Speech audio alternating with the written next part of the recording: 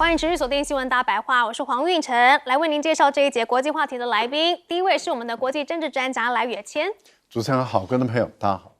国际战略学者林玉峰，大家好。以及我们的资深两岸媒体人许和谦，大家好，我是何谦。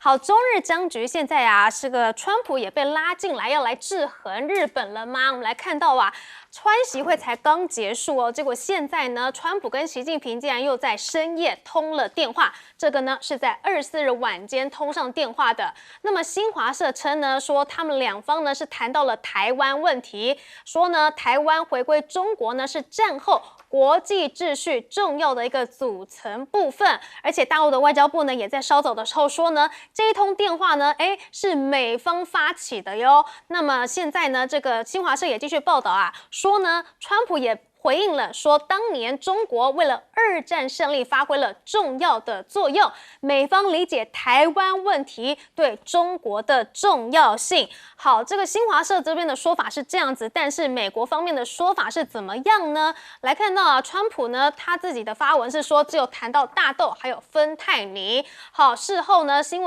华社通稿是说，在台湾议题上面去来琢磨，但是川普在社群平台是发布声明说，对台湾问题只字未提，只有提到了芬太尼、大豆、农产品等经贸项目，这是不是代表川普仍然是采取这个战略模糊的呢？而另外呢，外界也分析了说，这一通电话呢，极其的不寻常哦。为什么呢？因为这通电话是在釜山会晤之后的首次通话，也是两国元首近2次通话中首次明确提及台湾问题。两国元首通话虽然未直接提及日本，却是在11月7号日本首相高市早苗公然发表错误涉台言论的特殊背景下进行的，所以有可能这通电话没有提到台湾吗？这个背景感觉就是不太可能啊。好，另外来看到了，你谈了台湾，为什么有没有谈台湾？为什么不敢告诉大家呢？是不是因为对日本来说这个立场有一点尴尬呢？我们来看到啊，日本是不是尴尬了？因为川习热线，习近平是没有提川普没有提到这个台湾有事论，东京方面是很错愕的，而大陆学者就说了，其实这是一个对高市早苗的打击。大陆学者怎么说呢？说川普在通话中明确表示对台湾问题的理解，虽然没有直接驳斥高市早苗的错误言论，但这个表态已经表明美国在这件事情上至少没有完全站在日本这一边，这对于高市早苗是一个打击。好，是不是因为是打击呢，所以才不特别的去提到说有没有谈台湾呢？好，另外我们来看到啊，其实习近平去致见这个川普啊，这个红色赌盘的作者就说了，是因为啊高市早苗他的姿态强硬，所以习近平决定不和他接触，而是找出可以制衡他的人，也就是美国。好，至于这个日方接下来呢也接到了川普的电话嘛，但是这个他们的双方谈了什么呢？高市早苗说，川普向我说明了包括美中领袖通话在内的美中关系情况，也确认了日美两国的紧密合作关系，甚至说呢，川普也提到了我们是非常要好的朋友，无论何时他都很乐意接到我的来电，并且呢，对于这个但是有没有提到台湾问题呢？高市的回答很妙哦。他说啊，对于先前在国会提到的台湾有事可能构成存亡危机事态，是否会成为这次通话的议题？高市怎么说？详细内容不便透露。哇，这代表说，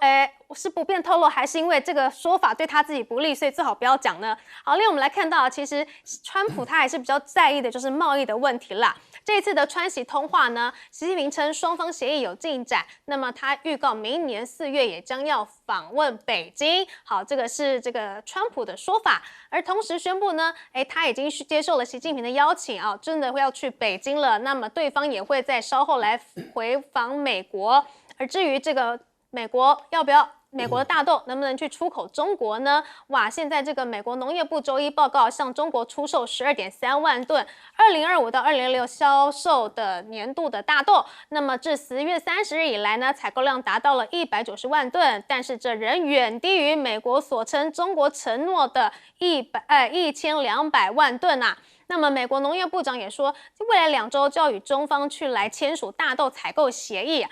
就是要让这个中国的中国能够去采购大豆达成协议，并且呢，这个也希望稀土协议呢，希望能够在感恩节前敲定啦。好，现在呢，这个大豆还有稀土都是美国非常在乎的一些重点。那么台湾议题会不会成为这一次他们谈话的一些附随条件呢？请教赖教授。首先我们要确定哈，因为双方的通话一定都有录音，美方有录音，大陆也一定有录音，所以你公布的内容如果不是事实的话，那任何一方他都可以出来否认啊。很明显的，中国大陆公布的这一方，美国没有出来否认；美国公布的这一方，大陆也没有出来否认。这代表双方之间的谈话都是内容，都是事实。我想这是第一点。第二点呢？那双方为什么公布的会不一样？也就是双方要让相关的人知道的，还有他们侧重的重点、关注的重点是不一样的啊。我觉得差别就在这里。也就是说，对于美方来讲，他比较想要告诉美国的民众的，就是或者是让其他方知道的，就是有关于中美未来的关系会不会走得更好。还有芬太尼的问题，还有这个大豆的问题、稀土的问题，还有中美的贸易协定的问题，还有他即将要去大陆访问的这个事情，以及大陆的领导人也会回访的这个中美的关系比以前更好的这个讯息，这很明显的是川普他侧重的重点，他要让人家知道了。但是问题是在于，这个电话是川普主动发动的。并不是习近平，不是中国发动的，是美国主动发动，也就是川普希望说跟中方通个电话。那大家要问，为什么美国川普突然间他说想跟习近平通个电话，习近平接受了，所以这次不是用过去的应约，应约通常都是例如说中国大陆跟美国不愉快的时候。美国一直想跟中国大陆通电话，中国都拒绝，一次拒绝，两次拒绝，然后后来美国想方设法，最后中国勉强接受的时候，通常都会用应约。那也就是说，我没有要打算接你的电话，是你锲而不舍，然后我最后好，我再给你一个机会，在这个时候就会用应约了。但是问题就是这次的电话没有，这次电话就是中美领导人通话了。那现在被这个大陆的官方直接宣布是美方主动的发起来的，所以是川普发动的。那这样的话就驳斥了这个沈栋的这个推论。沈栋他认为说是习近平决定不直接和他接触，而找出可以制衡他的人。那也就是说高市早苗的态度，那这个不对，因为不是习近平主动打电话给川普，是川普主动打电话给习近平。那这个沈栋的分析基本上来讲就站不住脚了，就被推翻了，根本不用再谈后面的发展了。那这个不需要谈了。好，那我们就来看的是川普主动打电话，接了电话，川普马上又打电话给这个高市早苗。那高市早苗对于这个两方谈到台湾的问题的时候，他不讲话，他的官方长官也不讲话，这代表什么？代表有压力了，代表直接川普给高市早苗压力了。那问题就在于，那给他什么样的压力？我们就要来看后续的发展。也就是说，我所谓的让子弹飞一阵子吧。那为什么让子弹飞一阵子？接着你要看的是，美国驻日本的大使会不会再像过去那样力挺高市早苗？台湾有事就是日本有事，我们要来看一看哦。再来看看美国驻日本的大使。会不会再大吃特吃那些这个海产会不会？如果都没有的话，那就代表产生变化咯。接着你要看的是古立言，因为古立言是文官，他要升迁一个是用钱买下来的官，也就是美国驻日本的大使是用钱买的，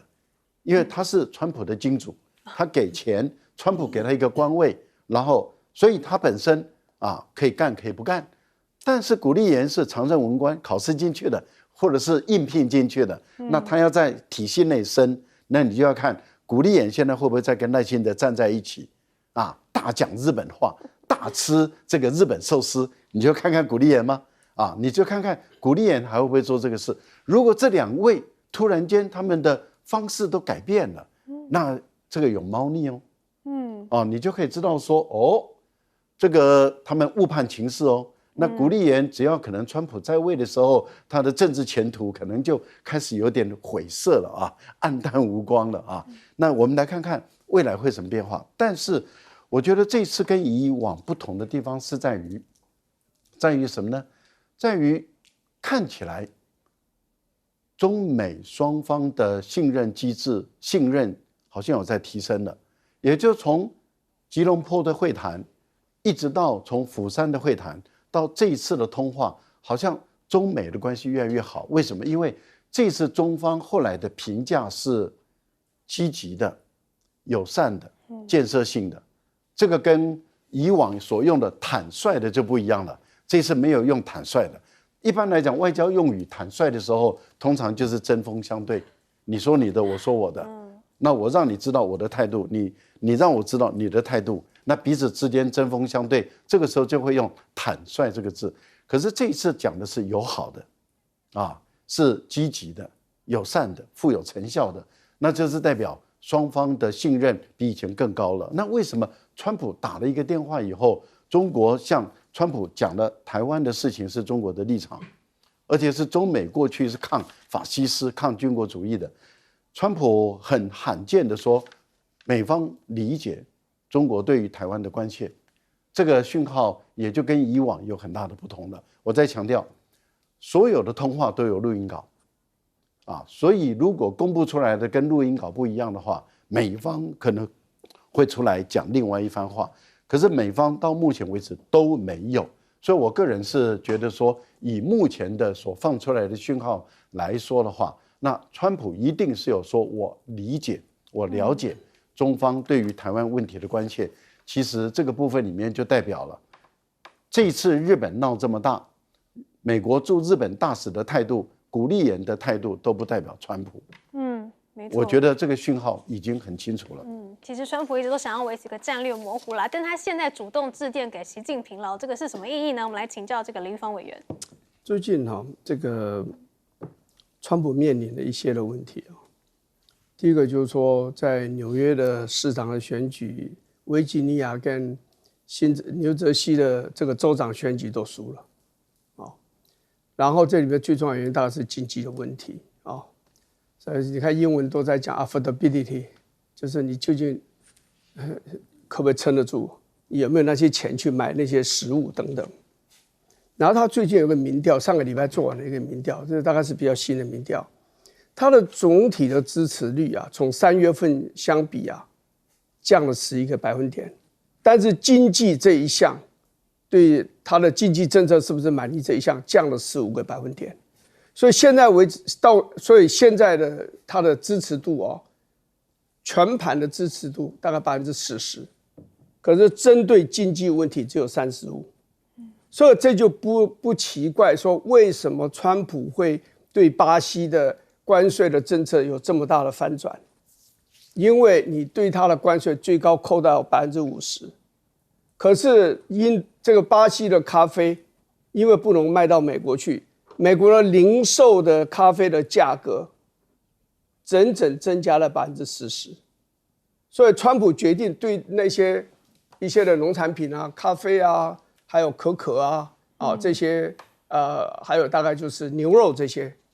他就把它降了40%，降了40%，所以可以看出他对这个民意是很敏感，对经济的他的表现，他自己是非常敏感。他知道他的支持度下降，你看共和党很多的议员就开始出来批判他。这个乔治亚的这个 Marjorie 这个 Taylor Greene 这个众议员，他干脆宣布我1月份做完我就不做了，我要离开了。所以你可以看得出，就是说。现在有一些反对的声音在他内部都起来，譬如对乌克兰这个事情来讲，军事委员会的主席共和党籍的出来反对，这个McConnell 就是这个以前的交通部长赵小兰的先生，他呢以前是这个共和党的参议院的多数党领袖，他也出来反对，所以川普是面临了一些的困难，所以我认为他。要解决的，它主要是经济的问题，就是大豆。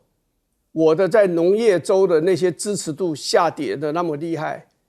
我的黄豆这个大豆卖不出去啊，中国大陆是最大的买家，所以我希望打个电话让中国大陆要赶快要兑现，还有芬太尼的问题等等。我觉得这两个国家的领袖，不管面对面或是通电话也好，到最后都是各自表述，各取所需。我强调，我认为我该强调，对我最重要的事情我就强调，对我不那么重要的事情我就不强调。所以，川普为什么要强调台湾问题呢？对他目前来讲不是重要，我重要就是芬太尼的问题，然后就是这个大豆的问题，还有稀土的问题，我就希望你要中国大陆，你答应了我，你这些东西要兑现。那对中国大陆来讲的话，这个时候最重要的议题当然是台湾的问题啊，因为这个就高市早苗引发的嘛，所以他当然要讲说，川普这对这个知道这个中国在2次大战的时候，其实中华民国打了仗了，对不对？中国共产党是没有在这个战争里面出多大的力量了，中华民国国军打了仗嘛，但是他当然讲是中国在2战出了很大的力，他当然讲。但是他如果很重视，真的要给中国大陆面子的话，川普自己要讲出来，他为什么不讲呢？他说我不需要讲嘛，我不需要在这方面为了讨好你嘛，我不需要嘛。所以我觉得基本上是各取所需。但是川普愿意打电话给中国大陆的话，至少表明了一件事，他真的需要习近平配合他，采购黄豆，稀土也签协议。所以这个时候高市早苗想要讨川普的喜欢就不是那么容易了。好，接下来请教徐老师。是这一次的对话呀，在我看来，其实就是所谓的中美的 G2 的模式啊，首次被验证的应用。大家可能还记得，3个礼拜前，川普在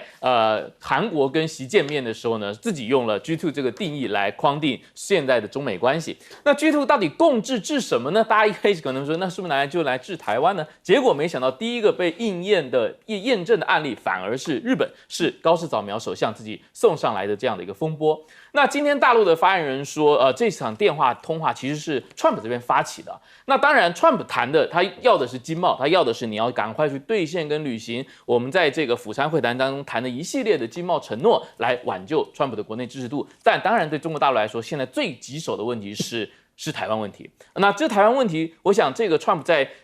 大家可以看到中国大陆公布的这个电报的通稿之后啊，其实这个整个谈话分2段。前面呢谈的是我们这个釜山会议啊，这个落实境况的不错，大豆开始买啦，天然气开始买啦，稀土我也开始放行了，然后呢，我们一起打击芬太尼，打击毒贩子，大家都做得很好。明年4月你还要来我这边，然后明年下半年我去美国啊。如果大家都很满意现在这样的相向而行、行稳致远的中美关系的话，为什么我们要被日本所搞起来这个事情给破坏掉呢？那我想这个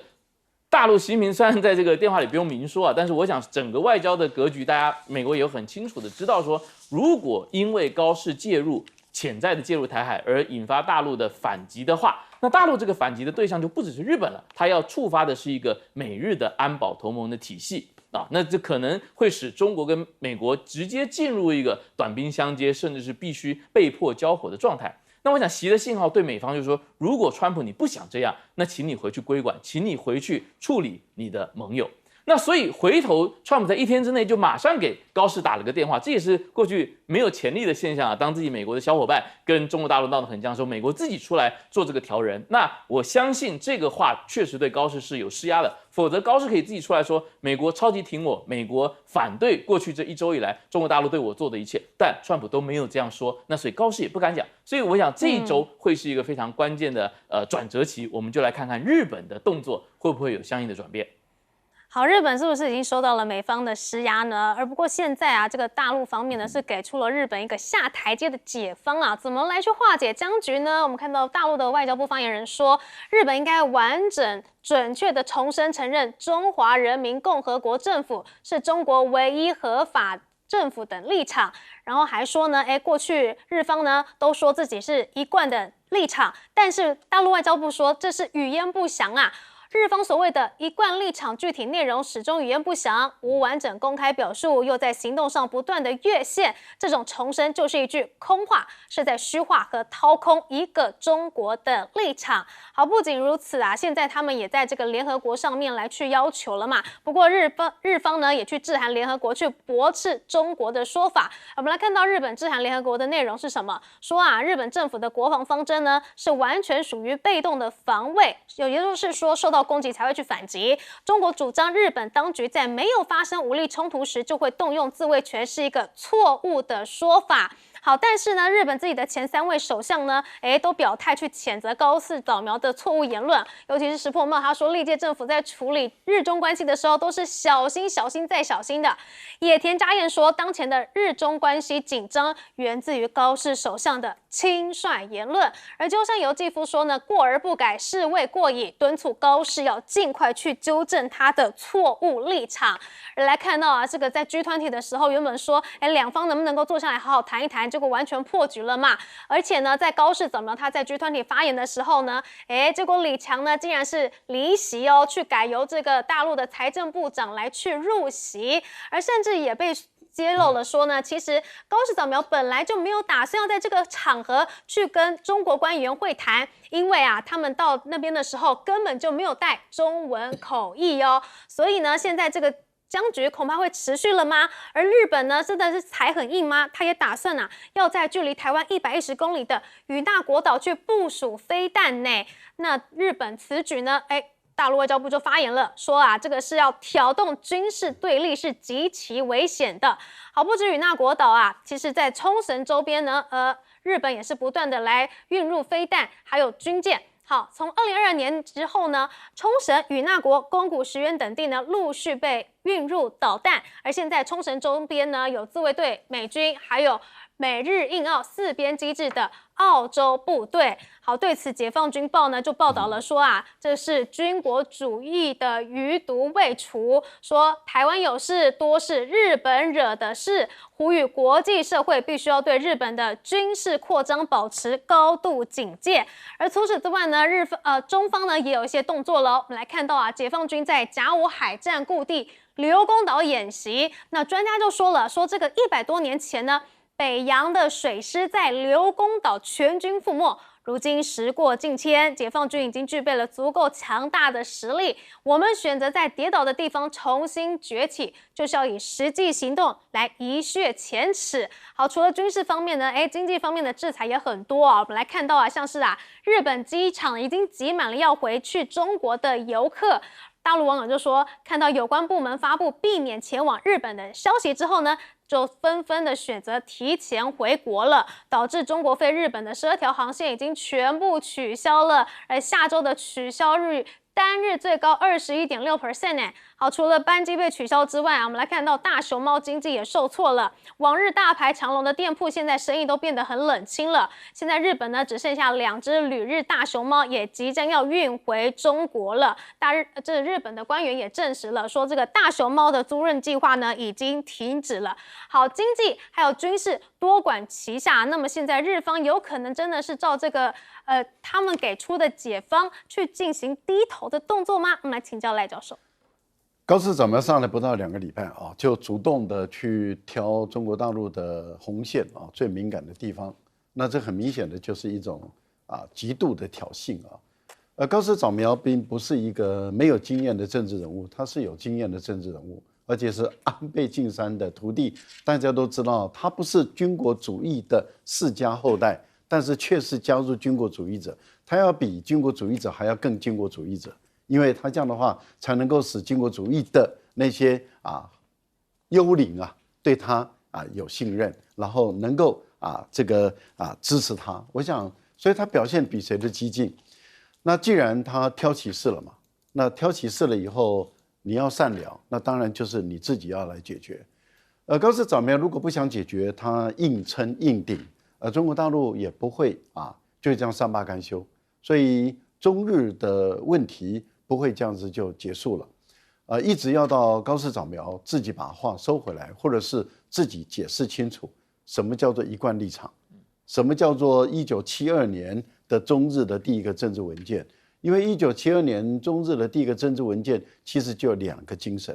第一个精神就是中华人民共和国是唯一代表这个中国的合法政府，这是第一个。第二个精神就是台湾是中国不可分割的领土的一部分，这是当时1972年的第一份的政治文件，也就是有了这份的政治文件，所以才会有后来的这个中日的建交。我想这是很清楚，历史跟法律、国际法都摆在那个眼前，摆得很清楚。那现在中国大陆就要你高市长要讲清楚，就是1972年的政治文件的一贯立场，是不是指的是这2点？那高市长目前来讲都在回避嘛。那过去有关于4个政治文件，日本的政府通常是把它模糊带过啊。那双方也就算了啊，因为不去挑那个红线，所以过去历届的日本的政府，包括小泉纯一郎这个这么右派的日本的政客都不去挑这个问题，而你高市早苗一上台就挑这个问题，所以这个马蜂窝是你自己挑出来的，你自己要收拾结果。但是很明显的，目前高市早苗觉得他的声望阵容、民调支持度高，然后所以他觉得他还可以顶下去，可以撑下去。我们来看能撑多久，能顶多久？为什么？因为大陆的手段当然会一直在升高的啊。目前来讲，水产品影响不大，因为水产品过去就没有卖到大陆嘛，卖不多。那现在只是正要恢复而已，然后又停了。可是那只是恢复现状而已，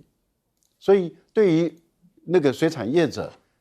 影响并没有那么大。因为我在强调，过去就卖不进去了，然后正准备要卖，然后现在又停了，那恢复原状嘛。可是旅游业者、观光旅游服务、餐饮，还有旅馆等这一些，还有交通运输，还有百货公司等行业，这个影响就会慢慢的浮现了。以目前来讲，高盛的最保守的估计都认为，对日本的整个 GDP 总 GDP 会影响到0.34%，这就不小了。而且还一般都估计这还低估了，还有可能会更延伸出来。以日本目前的经济状况并不理想，如果再往外扩张的话，这个对于高市早苗目前用印钞票的方法来给日本的家庭做补贴，这个对日本的目前它的日元如果继续贬值，经济继续没成长，然后继续再抬高筑的话，对日本的经济未来不好。这位所谓的日本专家，其实他在胡说八道。为什么说他在胡说八道？说因为高市早苗没有带中文翻译，所以他根本没有要跟中国接触。我说他是胡说八道，为什么呢？因为日本在没有去这个G20之前，一直不断的放话，说他会想方设法跟李强会有见面，或者场边接触，甚至握个手都好，等等各方面的手段。后来一直逼到中国大陆就讲了重话了，说不见，就是不见。第一次已经告诉你不见了，后来他们日本还一直说要见，后来中方就说了，请自重。这话重不重啊？已经重成这个样子了。那很明显的，你如果还是硬撑的话，硬去蹭李强的话，那真的是颜面扫地啊，难看。那当然已经不见了，你当然不带中文翻译了嘛。所以这位所谓的专家，简直不是专家。所以是这样子的前因后果的。好，我们来请教林玉芳委员。这个高市早苗讲这个日本有事，台湾有事，日本有事，而且要进入这种危急存亡的时机，日本不能不下手的样子，这就叫战略清晰了。他被人家骂的原因就在这里。你日本其实是跟着美国走的，美国没有动手，你基本上日本是不太可能动手。可是川普在当总统前说了很多的话，你看他当上总统以后，到目前为止讲的话，讲到台湾问题，其实就是战略模糊。他并没有讲得很那个，所以这次你看薛健说要砍头这个说法的时候，那这个川普有接受这个访问，就是福斯 Fox 的这个专访，那他们有提到这个，他的主持人问说你这个薛健讲这种话那这看起来大陆也不是我们的朋友嘛，对不对？川普的回答就是说，我们有很多的盟邦其实也不是我们的朋友。中国大陆做生意赚了很多的钱，但是我们有很多的盟邦赚我们的钱比中国大陆赚的还要多。所以你可以看出，川普就是个生意人嘛，他不会随便在这种重大的问题上面，他虽然有时候讲话很随便，可是真的可能引发战争的说法上面，他是其实很谨慎的。而且高市早苗他没有考虑一个问题，你想看，如果台海爆发战争，中国大陆没有攻击日本，你认为日本真的会主动攻击中国大陆吗？你很难想象。所以美国也因为这个事情，究竟要怎么处理？如果台海爆发战争，而且是中国大陆攻击台湾的话，美国要怎么反应？官方的说法其实到现在为止基本上都是模糊的，就美国一定会采取行动啊，有人提台湾关系法这些等等，但是并没有说我一定要怎么做。所以这个高市早苗就是很急躁啊，他是这个极右派嘛，大概就会有这个问题了。不过讲到这个日本要在与那国岛部署防空飞弹哦，他这个部署的防空飞弹哦，这个大概主要还是他们自己本土自己生产的这个不是爱国者哦。那未来会不会部署爱国者，我们不晓得。不过值得注意的一件事，在与那国岛，日本已经部署了12式10、11、12的那个12式的所谓的反舰飞弹，它的攻击的范围是多少呢？是200公里。与那国岛到台湾只有110公里，现在就可以攻击到台湾的北部了。哦，这个宜兰啊东部这一带咯。现在的这个12式的反舰飞弹，日本他们正在研发增程型，可以达到900到1500公里。所以也就是说，日本也罢，美国也罢，是在与那国岛慢慢在增加他们未来要干预台海的这样一个能力，他们是在强化中，这是值得注意的。好，接下来我们请教徐老师。是这个 Trump 今天在昨天晚上跟习近平打完电话之后他自己说，这个中美两国的关系现在是这个 extremely strong， 非常的牢固，非常的强健。而且呢，新华社也说 ，Trump 在通话中他说完全同意习近平对中美两国关系的界定。所以我们来看这个日本，他到底要不要转向，或自己要不要来修补这个关系的情况，可能还要再看。可能还要从中美两国元首去怎么样去厘定中美两国的关系这个着眼点来出发。如果从今年到明年一整年包括上半年这个川普要去中国大陆，下半年习近平可能要去美国，从这个明年一整年要朝着求稳，或者说求着这个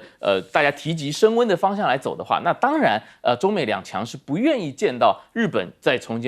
间变成一个非常不可控的一个变局跟因素。那我想这个是我们现在去理解日本动作的一个出发点。那日本在今天早上也做了一件有意思的事情今天早上在日本的内阁会议上，他通过了一份对国会的答辩书。那这个答辩呢，这个质询呢是由这个公民党，也是传统这个以前自民党长期的合作伙伴，也是跟中国大陆维持比较密切交往的这个公民党他的党首齐藤铁夫他提出来的。齐藤铁夫就问说，日本政府到底对于存亡危机事态的认定标准有没有变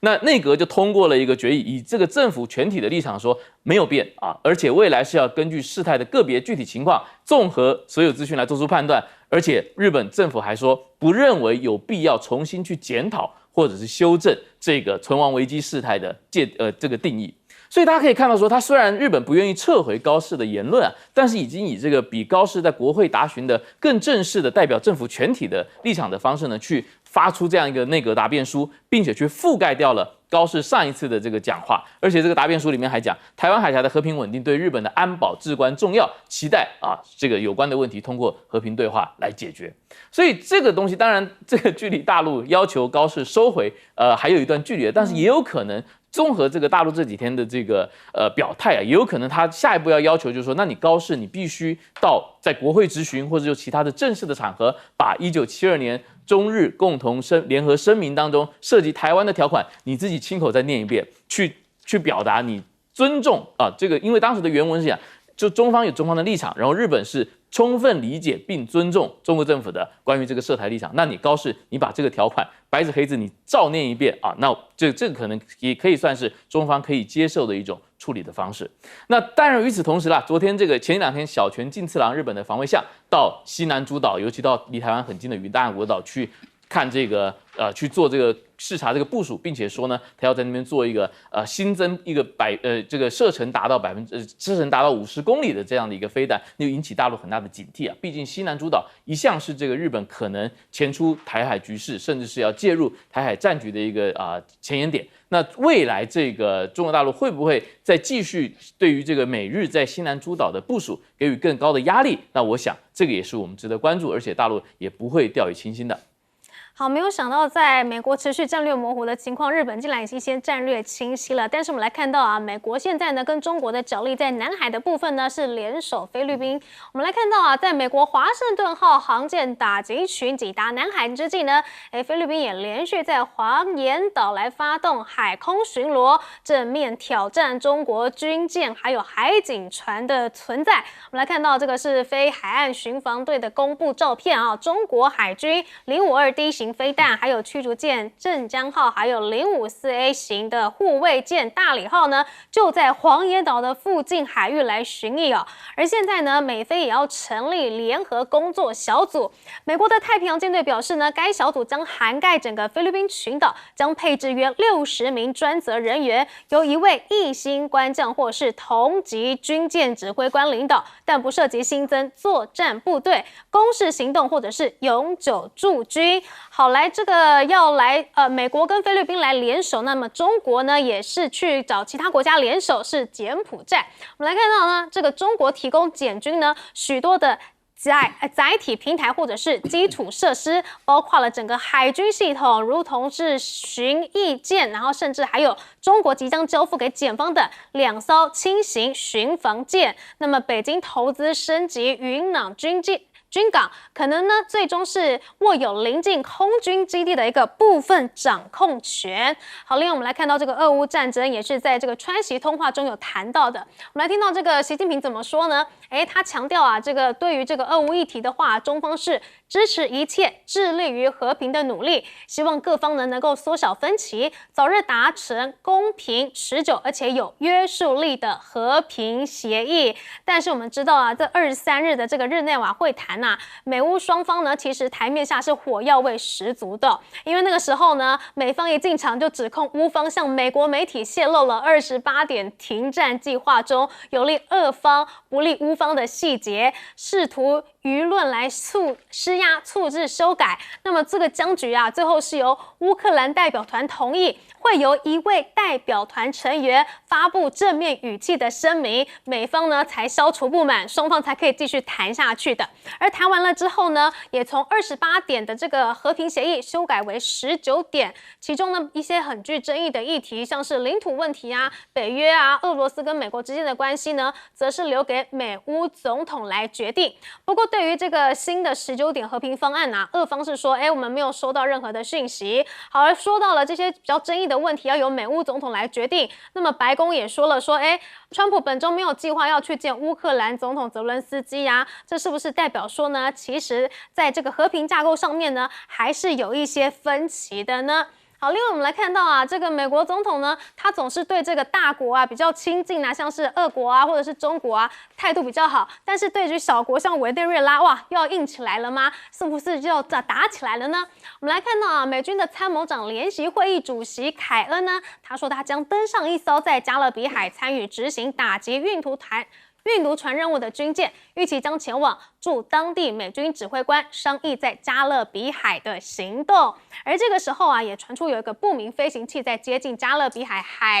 的美军舰艇，这个身份不明啊，也没有回应。那这个事发地点呢，距离波多黎各亚马士南方约77公里，而且美国的军舰已经连续发次了3次的广播警告但是呢，对方都没有回应。这个不明飞行器到底是什么呢？不晓得。但是现在美国还要再制裁委内瑞拉，点名一个团体，也就是太阳组织是恐怖组织，指控这个组织呢是有毒品走私与高层官员勾结，所以呢要来制裁他。但是呢，这个马杜罗政府就强烈反击啦，说这又是一个老掉牙的一个伎俩了啦，最后呢一定会以失败收场的。而川普不断的对委内瑞拉来进行一些攻击行动，那他的民调有没有人挺呢？结果发现是有70%的美国人都反对这样子的军事行动哦。毕竟呢，你在海外动武，这就不符合 MAGA 派的一个这个主张了嘛。那现在呢，我们来看到在中南海的部分美中的持续角力呢，是否也会因为这一次的这个日本的关系呢，有进行其他的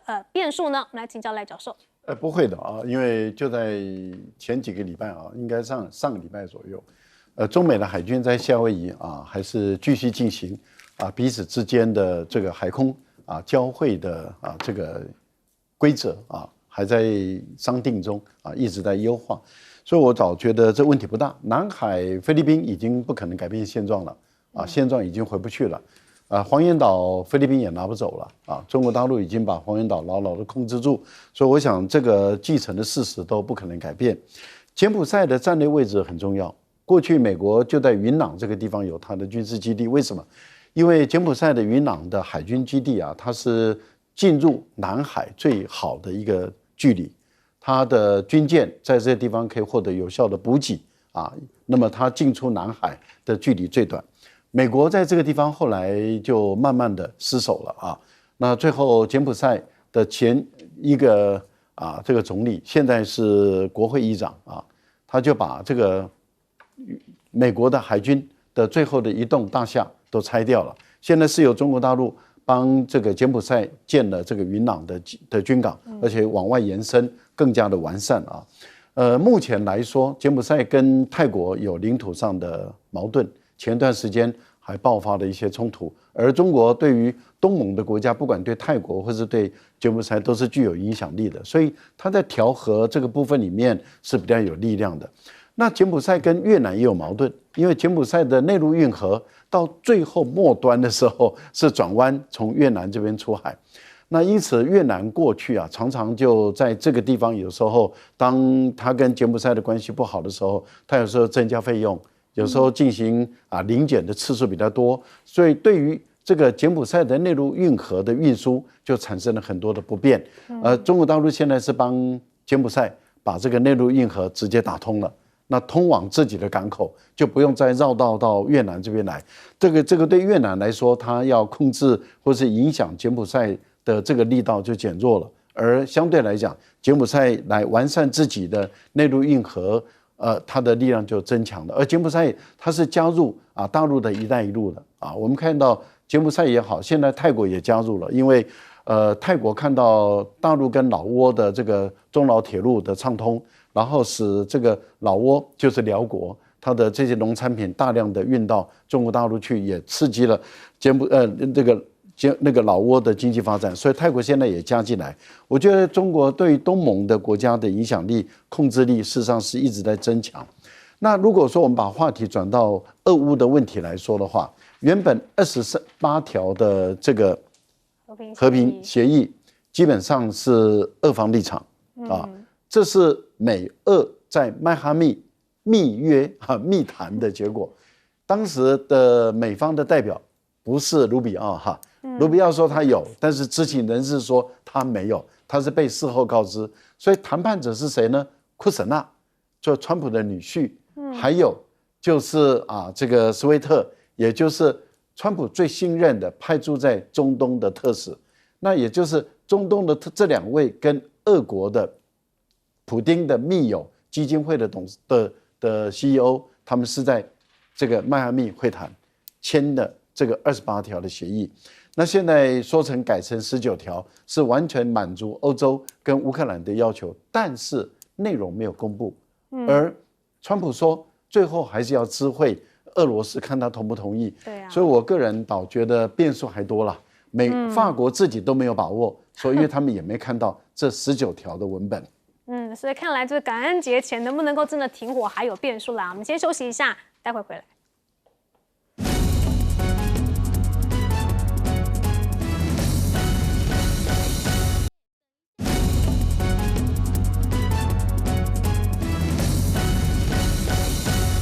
美中在南海的角力布局，我们来请教林玉芳委员。现在看起来是中国大陆跟越南的对峙，看起来是比较激烈。可是长远来看，我认为中国大陆跟菲律宾的对峙比较激烈，但长远来看，我认为越南会是中国大陆比较头痛的一个对手，因为这2-3年来，越南在南海这个造陆就是造岛、天沙造岛的速度不会比中国大陆慢。中国大陆这几年反正是缓和下来了，它因为要改善跟东南亚国家的关系，可是越南在扩大，所以它的总体的这个天沙造岛的这个面积已经跟中国大陆快要不相上下了，所以这是一个问题。这个乌克兰的和平上，很多的大部分的战争的爆发都跟领土有关，所以领土问题如果没有解决完的话，两个国家之间的战争要平息也不容易。现在问题是这个领土，你说乌东、顿内茨克、卢甘斯克，还有几千平方公里是在乌克兰的手上，就你俄国要把人家全部吞掉，你美国答应他这样做，然后这个合议里面还讲到，譬如说扎波罗热跟赫尔松这2个省，这2个省大概各有大约75%的土地，现在是被俄国人给占领。那川普的和平协议里面是说现状冻结，那冻结的意思是什么？你告诉我，冻结你现在不处理，未来就是个导火线，还会爆发战争啊！你有说那就送给俄国，那你这个也未免太慷慨了，慷他人之慨吧。我看乌克兰答应了，欧洲国家都未必会答应。这2个国家现在有多少落在俄国的手上呢？6500平方公里，在俄国人的手中。那你这65000平方公里，整个要送给俄国吗？我看也不太容易。最后讲到就委内瑞拉问题这个美国也是头痛。你把一个整个航空母舰战斗群还有其他部队都送到那个地方去了，如果马杜罗没有下台，你美国怎么离开？你无功而回，你这个脸往哪里摆？所以大国也要小心。你有时候太猖狂的时候，你就会找不到路回家，你知道吗？现在这个问题就僵在那里，因为美国自己一大堆人是反对你再开辟一个战场，就在你家的后院。小心骑虎难下啦。好，我们先休息一下，待会回来。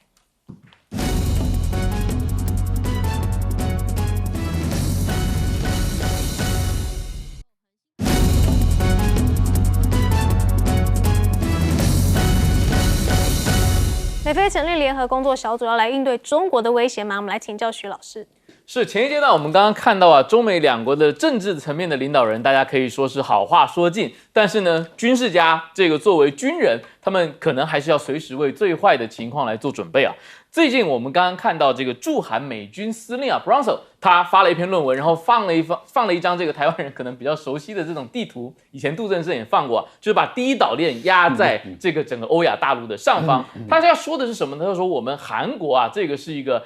在整个东北亚非常重要的一个战略枢纽，到北京900多公里，到台湾也就1400，到马尼拉2500公里。他要说的是什么呢？他要说美军在整个东亚的布局不仅是一个守势的，只是在这边扛住大陆的第一波潜在的攻击，然后等待美军本土来支援，反而是他有一种攻势的心态。他说我们在这边，如果中国大陆有什么作为的话，